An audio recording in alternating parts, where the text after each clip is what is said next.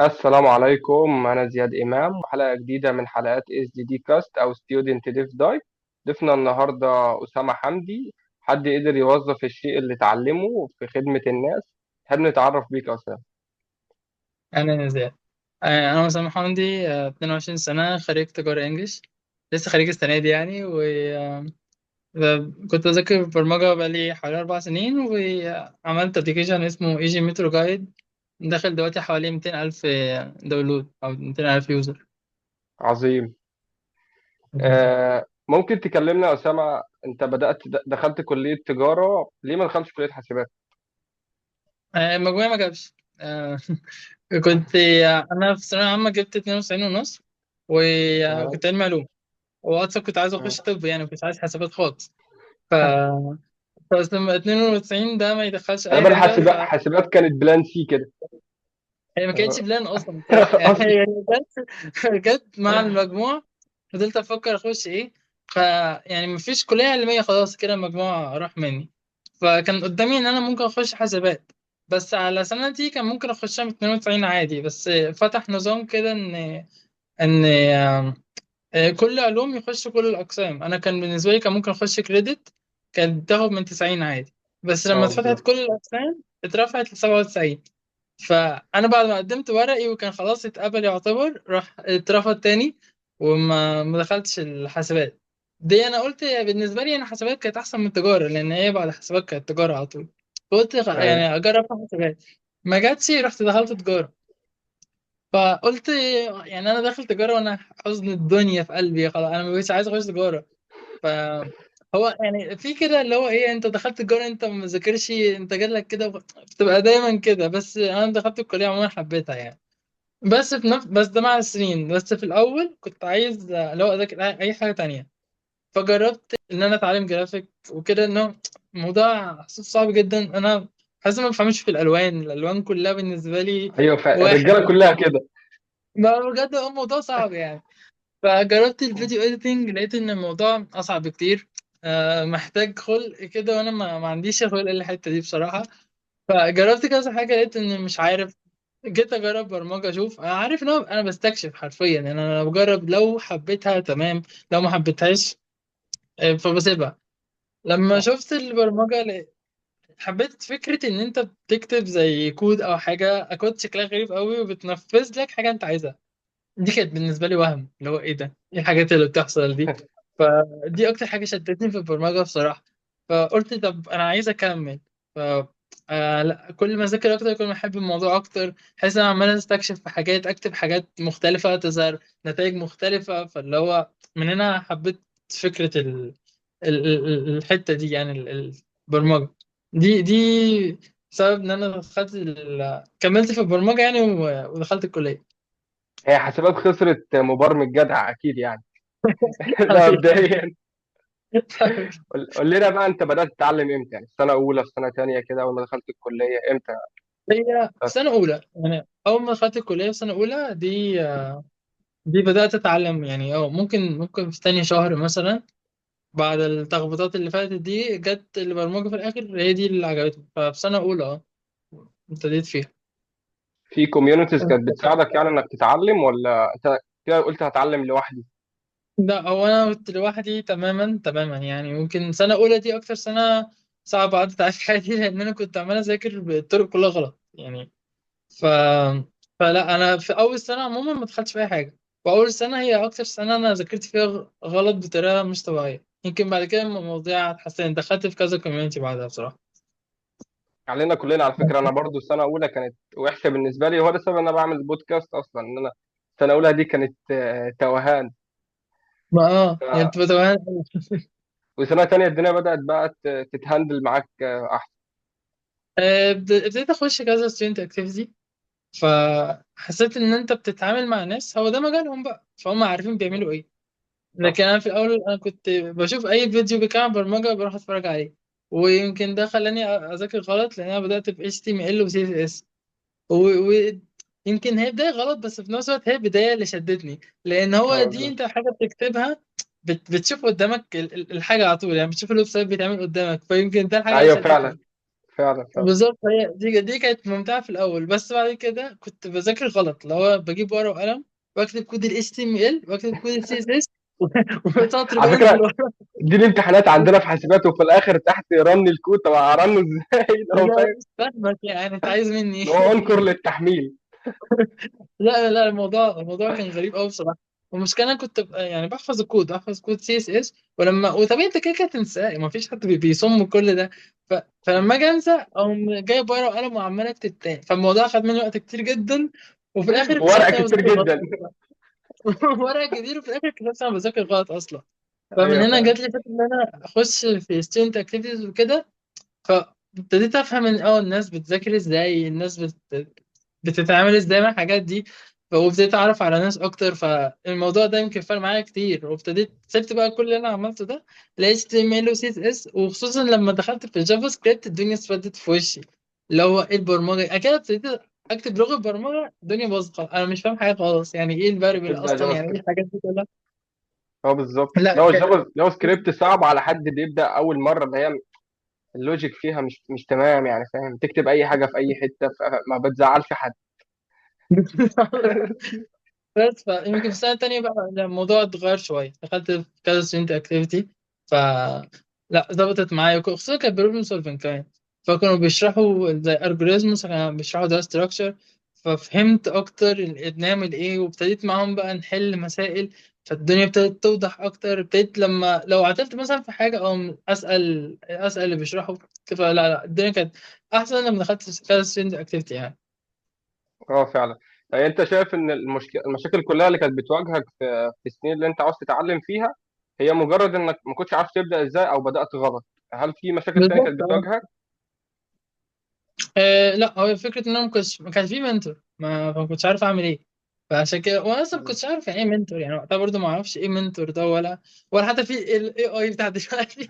ما كانش فيها حاجة بصراحة. حتى الفيديوهات بتاعت يوتيوب أنا كنت بحاول أشوفها، اللي بيقول ذاكر كذا فبروح أمشي وراه. عايز تتعلم ويب سايت؟ أنا عايز أتعلم ويب سايت. يلا تعالى اه الحاجات دي، فروح أتعلم. طب ما هو مش المفروض ده اللي نبدأ بيه؟ المفروض ايوه نتأسس الأول. لا، ما كانش فيه. ما شفتش الحاجات دي خالص يعني. هو برضه مهارة السيرش ما كانتش موجودة يعني، فما كنتش بفهم برضه في الحاجات دي قوي. فمن هنا مثلا من سنة تانية فهمت إن المفروض أتأسس صح. فرجعت بقى بدأت من الأول. ذاكرت اللي هي لغة برمجة. هي كانت أصلا بدأت بالسي، وده كان غلط برضه، يعني ما ينفعش تبدأ يعني. أو يعني اللي صح تبدأ باللغة اللي أنت عايز تكمل بيها. أو المفروض ده دلوقتي، يعني اللي هو عايز تراك معين فتبدأ باللغة بيها. أنا بدأت بالسي وبعد كده ذاكرت سي بلس بلس. ودلوقتي في دارت أصلا. طب ليه؟ ليه الدوشة؟ فكان لفة شوية. هو حوار انك ايه اللغه اللي تبدا بيها ده حوار جدلي بحت يعني، ناس كتير قوي اتكلمت فيه، اللي هو سي مم. بلس بلس ولا بس هي ناس كتير قوي بترشح بصراحه سي بلس بلس وجافا يعني وكلام من ده. واتكلمت فيه مع باشمهندس احمد جمال في الحلقه بتاعت البروبلم سولفنج، فهو قال ليه ممكن تبدا بسي بلس بلس او جافا، وما تبداش جافا سكريبت او بايثون يعني. بالظبط. هو عموما آه هي فكره السي بلس بلس هي مشهوره قوي في البروبلم سولفنج والحاجات دي. بس يعني انا كانت يعني بحل فيها كتير قوي، فهي يعني كانت تحفه في البروبلم سولفنج، خصوصا تايم ليميت. حاجه زي بايثون كان تقريبا أيوة. بيضرب على طول. طيب أسامة، أنت أخدت انترنشيب في شركة ساعدتك إنك تتعلم صح، أو يكون في منتورز جوه الشركات يساعدوك إنك تتعلم صح؟ هي مش انترن شركه، هي كانت اورنج كانت عامله زي دبلومه كده اسمها اورنج ديجيتال سنتر. انا خدتها دي، اتعلمت فيها باك اند وداتابيز، وكانت بي اتش بي لارافيل كمان. دي كانت حوالي شهر واحد بس، كانت تحفة صراحة. فدي خدتها بس، اللي فرقت معايا غير كده لا، كانت كل حاجة اونلاين يعني. عظيم.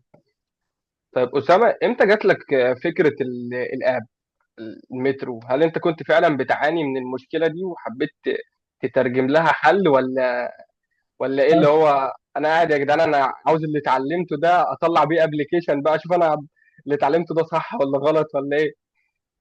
هي موضوع جه بسبب إن انا بتوه في المترو. يعني انا بتوه فيه كتير قوي بطريقة كانت رهيبة. كل ما اركبه كنت بتوه فيه. انا عندي مشكلة عموما في حفظ الطرق، فخصوصا المترو ده. فانا ركبته كتير وتهت اكتر. وكنت ساعات بدفع غرامات بسبب ان اللي بيديني التيكت بيديني لو عدد محطات اقل من اللي انا بركبه. فكانت بدفع غرامات تاني بسبب حاجه زي كده. لو انا مالي اصلا بحاجه زي كده ادفع غرامه بسببها يعني. فالموضوع كان مضايقني قوي يعني، مترو كان مسبب لي عقده شخصيه في حياتي. فانا كنت في الفتره دي يعني مهتم بالبروبلم سولفنج قوي. فقلت طب ما دي مشكله، طب ما نحلها، صح. ما هي دي شبه اللي احنا فيه بالظبط، ما دي شبه المسائل اللي انا بحلها، ليه لا؟ بس فمن هنا فضلت فتره ان انا احاول اجيب الجوريزم او حاجه زي كده تعمل الالجوريزم بتاع المترو. واللي هو أنا الحمد لله عملتها. بس الفكره انا كنت عملتها ويب سايت في الاول، وكنت عاملها ليا انا بس يعني عشان بس اسامه يستخدمه. فعملتها ويب سايت ونزلتها بس ستوري في الواتساب مش اكتر. لقيت صحابي كلهم اتقلبوا على الويب سايت اللي هو إيه الجمال ده، احنا هنستخدمه دايما، فكرة جميلة جدا وبقى في كل شوية بيستخدموه. فاستغربت الحتة دي، خصوصا ان انا جالي فضول اعرف هو لسه في ناس بتخش عليه بعد اسبوع. جالي فضول فبقيت اشوف لو كل ما حد يخش على الويب سايت فيظهر لي. فبقيت اه اشوف كل بالظبط. يوم اتابع، الاقي ان كل شويه حد بيخش. فاللي هو ايه ده يعني الموضوع بقى فعلا الناس بتخش عليه وتبعته لبعض وكده. فاللي هو لا احنا عايزين الفكره تكبر بقى. فانا صح. انا عايز الموضوع يكبر اكتر من كده بكتير، مش يبقى مجرد ويب سايت. فمن هنا جت فكره طب ما نعمله ابلكيشن. بس في مشكله بالظبط. صغيره شويه، ان انا ما بعرفش اعمل ابلكيشنز اصلا. يعني بالظبط. أنا عايز نعرفه هو الباك اند وشويه اتش ام ال وسي اس اس. طيب ايه بقى الابلكيشن ده؟ ولا افقه شيء عنه. فمن هنا قلت طب خلاص يعني ايه الحاجة السهلة شوية او المعروفة والدرجة ان هي احسن حاجة في الفترة دي كله بيتعلمها، هي فلاتر. فقلت بالظبط. خلاص هروح اتعلم فلاتر. خدت كام كورس على يوديمي وقلت هبدأ فيها. خدت كورسات على يوديمي ورحت راجع تاني بقى ايه اتعلمت فلاتر حوالي في 3 شهور كده حاجة، 3 شهور ونص كمان تقريبا حاجة كده. وانا عملتها يعني انا مش عارف اعمل كده ليه، فاهم يعني كل ده انا عايز اعمل ابلكيشن للمترو عشان الناس عجبتها الفكره فخلاص هعملها انا. طب ليه بقى وبتاع؟ طب انت هل ده اللي انت عايز تكمل فيه اصلا كابلكيشنز؟ لا بس انا عايز بالظبط. اعمل الابلكيشن ده. فرحت اتعلمت وعملت الابلكيشن في حوالي 4 شهور يعني. بس الفكره ان بما ان انا لوحدي في كل حاجه حرفيا، فالموضوع كان عملته غلطات كبيره بقى في الحته دي كبيره جدا. يعني اول فيرجن مثلا كان كان في باك يعني كان فلاتر وباك اند لارافيل. ف تمام. دي غلطه كبيره. طب ليه؟ اللي هو ليه اصلا تعمله باك اند؟ انت مش محتاج الداتا ستاتيك اصلا، كل حاجه ثابته. فدي غلطه بالظبط. مثلا دفعتني فلوس كتير جدا سيرفرات وحاجات وكده. طيب يا اسامه، حليت المشكله دي ازاي؟ هي بعد ما كنت بدفع كتير بسبب السيرفر، والموضوع بقى مكلف جدا جدا، ان انا مش عايز ادفع كل ده، خصوصا ان انا ما بكسبش حاجه بالابلكيشن يعني، انا بس عمال ادفع. فقلت طب جد فهمت وقتها ان هو لو عايز اعمل ابجريد او حاجه، طب انا بعمل ابجريد ليه؟ طب ما هو احنا مش محتاجين اصلا سيرفر، مش محتاجين داتا، مش محتاجين الحاجات دي كلها. الحاجات كلها ممكن نحطها في الابلكيشن، مش محتاج سيرفر يعني. فرحت لاغي الباك اند كله، ولاقي كل حاجه اللي عملها فلاتر بس يعني، عدت كل حاجه في الباك اند في فلاتر والابلكيشن بقى فلاتر بس. فمن هنا قللت، مش قللت انا ما فيش تكلفه بعد كده بالنسبه لي. فمن هنا الابلكيشن كمان بقى يشتغل اوف لاين. فدي حاجة جميل. كانت بالنسبة لي أحسن بكتير من الأول. قللت مفيش تكلفة بعد كده وأبقى أوف لاين، فحاجات كتير جدا اتحسنت يعني فيه.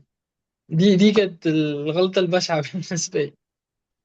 والله انا بحييك ان انت يعني كنت بتصرف اصلا على الابليكيشن، وزائد ان بتدي وقتك كل ده عشان تفيد الناس، ده شيء جميل منك يعني. اه ده حقيقي. هو الفكرة إن أنا أصلا يعني بعمل كده مش عارف ليه، بس أنا حابب الفكرة وعارف إنها المفروض هتكبر يعني، لأن الناس عايزة الفكرة دي أو عايزة الأبلكيشن. لو نزلت أي محطة تلاقي ناس بتسألك أركب إيه أروح إزاي. فحاسس كنت باخد ده تشجيع اللي هو اصرف دلوقتي يعني ان شاء الله في بالظبط. خير جاي قدام. عشان كده الموضوع انا كنت حابب ان انا اكمل فيه، حتى لو انا يعني شايف انه ممكن يخسر، ممكن ما يكسبش اصلا، ممكن اي حاجه. لا انا كنت مستمتع بالموضوع بصراحه، كنت مؤمن ان هو هيكبر يعني. جميل. آه، اسامه، خدت وقت قد ايه عشان تعمل الابليكيشن، وكم فيرجن نزلت منه لحد دلوقتي؟ هو انا في الاول لما كنت بتعلم فلاتر وعملته يعني، انا كنت الاثنين مع بعض كانوا حوالي 4 شهور. فده كنت اول فيرجن خالص من الابلكيشن. ودي عشان ده اول ابلكيشن ليا وكان اول ابلكيشن ينزل، فكان فيه غلطات كتير جدا. فكان المفروض ان انا يعني اعدلها، حتى هو ما كانش ريسبونسيف، يعني دي كانت كارثه اصلا، انا ما كنتش عارف حتى يعني ايه لسه ريسبونسيف. فعملته يعني عملت تاني فيرجن ليها، كنت بحاول احسن الديزاين شويه لان الناس كلها كانت بتستخدم الديزاين بطريقه غريبه. هو فعلا كان وحش برضه، يعني انا كنت لسه ما عملت حاجه كويسه، انت لسه بتقول وكانوا انك عايزين. كنت بتكره الفرونت اند والكلام ده كله، فطبيعي يعني انك بالظبط، انا ما بحبش الفرونت اند خالص، انا بحب الديزاين يعني. فتاني بالظبط. فيرجن عملته في حوالي 3 شهور برضه. بس يعني تاني فيرجن حسنت الديزاين شويه، كلمت يو اي ديزاينر، كان عمله لي بطريقه احسن بكتير من الاول، يعني اللي هو حسن ديزاين اكتر بكتير، فرحت عملته. بعد كده الموضوع اتشهر جامد، زاد حوالي 60 او 70 الف. فكان ببص كده الموضوع كان بقى تحفه بالنسبه لي، فرحت مكلم ديزاينر تاني، قلت له طب لا، عايزين الموضوع يكبر بقى، عايزين الموضوع يبقى احسن من كده بكتير. فهو انا عملت ديزاين احسن بكتير من الاول، فرق شكل رهيب، فده برضه عملناه في حوالي 3 شهور. عظيم. طب في حد ساعدك في الوقت اللي انت بتعمل فيه الابليكيشن؟ يعني مثلا انت دلوقتي بتقول الابليكيشن بيستخدمه ما شاء الله 200,000 واحد، فاللي هو انت الابليكيشن عمال يسكيل يسكيل. انت كنت مهندل ازاي كم اليوزرز دول؟ انت طبيعي يعني انك ده اول ابلكيشن ليك، فما كنتش عارف ده يتعمل ازاي، فالمشاكل دي كنت بتحلها ازاي؟ هي المشاكل كلها بتبقى موجودة لو عندك باك اند أو عندك سيرفر عموما، وهي دي الوقت المشاكل كلها اللي كانت بالنسبة لي بتحصل. تمام. فأول ما يعني دي اللي كنت بفضل أدفع فيها فلوس وأعمل أبجريد وكده الحاجات دي كلها. بس أول ما بتبقى فلاتر بس، فعليه يوزر زي عليه مليون، ومش هتفرق معاك، يعني هي مش هتفرق كحاجة، عظيم. أنت ما بتدفعش حاجة مثلا أو كده، لا هو ما هو أصلا فلاتر بس. فدي يعني المشاكل كلها بتقل، بس يعني مفيش تكلفة زيادة عليها، هي التكلفة كلها عظيم. لو عندك سيرفر يعني. عظيم جدا. أسامة، تقدر تقول لنا عن أخطاء أنت عملتها أثناء الكلية وأثناء الدراسة، لو رجع بيك الزمن وبقيت في سنة أولى تاني ما تعملهاش؟ يعني ممكن سنة أولى دي كانت أكتر سنة ضاعت مني وبطريقة يعني صعبة شويتين. فيمكن دي لو رجعت تاني كنت كلمت حد أو خليت حد يتابع معايا إن أنا يشوفني أنا بعمل إيه، ويقول لي تمام، لا كده صح كده غلط كده. الحتة دي كانت هتفرق معايا فرق السنة من الأرض بصراحة، لأن دي أكتر سنة ضاعت مني في الفاضي أو في الهوا حرفيا. لكن بعد كده ممكن لا، يعني بعد كده الموضوع بيمشي تدريجيا كويس. ويمكن اكتر غلطة عملتها ان انا بطلت بروبلم سولفينج شوية من سنة تالتة ورابعة، ما كنتش مهتم بيها قوي. ودلوقتي انا يعني بدفع ثمن ده ان انا رجعت اذاكرهم تاني واحل تاني من الاول، لان اي شركة بتقدم فيها او اي حاجة بتبقى محتاجة زي اسسمنت او كده. فعلا. ما يعني الموضوع بيكون رخم شويتين لو انت مش متمكن منه، بس الفكرة ناسيهم، يعني بترجع تفتكرهم بسرعة ان شاء الله. هي أصلا حاجة مفيدة جدا أصلا على العموم يعني، بالظبط. البروبلم انا سولفينج. الفكره ان انا اشتغلت في الابلكيشن شويه بس، يعني ده كان غلط شويتين. دي كانت غلطه برضه. أسامة، تقدر تقول لنا على حاجة ساعدت إن الأبليكيشن بتاعك ينتشر وسط الناس، يكون في يوزرز كتير ليه بيحملوا الأبليكيشن؟ هو في الاول اول ما الابلكيشن اتعمل خالص، انا كنت كل هدفي هو الجامعه او الكليه بالاخص. فكنت بكلم الدكاتره ان انا انزل اعمل فيه برزنتيشنز وقت الكويز بتاع الدكتور، يعني بحيث ان الطلبه كلها تكون قاعده. مم. فهم وافقوا، كانوا مرحبين بالفكره جدا. فكنت عملت حوالي 7 أو 8 برزنتيشنز في الجروبات بتاعت الكليه عظيم. كلها. ومع كل برزنتيشن كنت بجيب الريب او زي الادمن بتاع الجروب، واقول له خد اللينك ده ابعته في الجروب. فبعد كل برزنتيشن او بعد اللينك في الجروب فبقوا منزلينه. دي فرقت جامد جدا جدا جدا، يعني في الابلكيشن في الاول يعني ممكن جاب 1000 يوزر في حوالي أسبوعين أو أسبوع أو نص حاجة كده. ده كان رقم كبير قوي، يعني أنت متخيل 1000 ده رقم رهيب بصراحة. بعد كده نزلت بقى في جروبات البرمجة، يعني مش عشان ينزلوه قد ما عشان يطلعوا لي فيه غلطات. فالناس كلها كانت بتنزله وتقول لي مثلا في غلطة هنا، في غلطة هنا، حلو ده، لا كمل اعمل كده. فكل واحد كان بينزل ويقول رأيه. فدي كانت أكتر حاجة يعني كنت مركز عليها. بعد كده بقى عرفت الغلطات وتمام صلحتها، أو ما بنزله في كل الجروبات اللي بتيجي قدامي، برمجة مش برمجة أي حاجة، لا خد الأبلكيشن ده هيساعدك في المترو وبتاع. فالناس كلها بتنزله يعني. دي حاجة شهرته جدا في الأول. على فكره ميزه ان انت في تجاره، يعني انت جبت 2000 يوزر كده من جروب الدفعه، انت لو كنت في حسابات اصلا كنت هتجيب مثلا 200 يوزر، هي الدفعه كلها 200 250 واحد، فاللي هو دي نعمه ان انت في تجاره اصلا. بس احنا اصلا لا، تجار انجلش الدفعه كلها 2001 يعني. تجاره ما ايه؟ شاء الله. بس هي الفكره في اللي هم بيبعتوا لبعض، يعني بيبعتوا لاصحابهم بره وكده، فالموضوع ده اللي كان بينشروا اكتر يعني. بالظبط. اسامه، ناوي تعمل ايه في حياتك الفتره اللي جايه، او في الابليكيشن عموما يعني؟ في الابلكيشن، هو انا دلوقتي شغال على ابديت جديد، هيكون فيه يعني زي فيتشرز احسن من الاول، وديزاين احسن بكتير من الاول. هيتعمل لي ريديزاين حرفيا من كل حاجه يعني، فهيبقى احسن بكتير جميل. جدا من الاول. ودي ده بالنسبه للابلكيشن.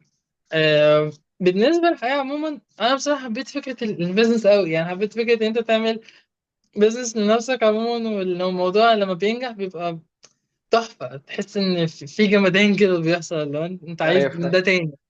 فانا نفسي حاجه زي كده تاني، ممكن في افكار بس افكار مكلفه قوي. فالموضوع بيكون محتاج زي انفستورز، حاجات كتيره، بس انا بشتغل احنا ان انا ادور على حاجات زي بنناشد كده. محمد ابو النجا نجاتي، يعني فاهم، ينفست مع اسامه. اتمنى. بجد المشكله ان اقل حاجه بعد كده، يعني انا بفكر في محتاجه فلوس، محتاجه فلوس عاليه، فالموضوع بيكون صعب شويتين ثلاثه في انك تبدا في حاجه زي كده لوحدك يعني. هكمل تشوف اللي هو محتاجة دراسة، حاجات بقى محتاجة دراسة فعلا، مش زي المترو لا يعني. مهما صرفت لا، في محدود يعني، انت معاك الحاجات تصرف منها بعد كده لا. بالظبط. اعتقد ان ده برضو يعني حوار البيزنس خلاك تحبه، عشان انت برضو في حوار المترو كنت بتشوف الحاجه وهي بتسكيل قدامك وبتكبر. يعني وده بالظبط. فكره اصلا البيزنس، ان هو حد بيبدا حاجه بسيطه مثلا ب 10 جنيه بيخليهم 100 جنيه، فاللي هو ازاي خليهم 100 جنيه، دي القصه كلها. فانت جربت الحوار ده في ابلكيشن المترو، اللي هو كان 1000 يوزر بقوا 200,000 يوزر، ازاي حصل ده؟ فاهم. ده برضو. انت حاجة تحفة يعني، اه. ده بالظبط. حقيقي. ربنا يوفقك يا رب. أسامة، طب أنت شايف إيه سر نجاحك وإيه سر نجاح الأبليكيشن في الفترة دي؟ هو مش سر نجاح قد ما انا كنت بعمل ابلكيشن ابني الصغير يعني، فاهم؟ لو انا عايزه يكبر. فانا كنت لو عارف، لو انت مهتم بيه وعايزه يكبر، لا معلش هنكمل الحتة دي سوا. كنت بالظبط. بجد اللي هو حرفيا انت مهتم بيه ومؤمن ان هو هيكبر، فاهم؟ انت مؤمن ان هو هيبقى حاجه كويسه، وان هو فعلا فكره حلوه الناس محتاجاها. فانا كنت فعلا. عمال واخد شغل ومجهود وفلوس، وانا مش متاكد يعني هل هيكون فيها برضه حاجه يعني جايه في الاخر ولا لا. ما هو انا مؤمن بيه، بس في نفس الوقت الموضوع انت اول مره تعمل حاجه زي كده، فالموضوع كان غريب شويه بالنسبه لي، بس انا كنت حابب الفكره. يمكن هنا اللي انا عمال اكمل فيه، وبقول يا لا، يا رب يا رب تكمل يعني. يمكن ده الحاجه يعني انا كنت شايفها فيه بصراحه بس. عظيم. آخر سؤال يا أسامة، وبنسأله دايما لأي حد بيجي هنا في اس دي دي كاست، وهو نصيحة تنصح بيها زمايلك الطلاب.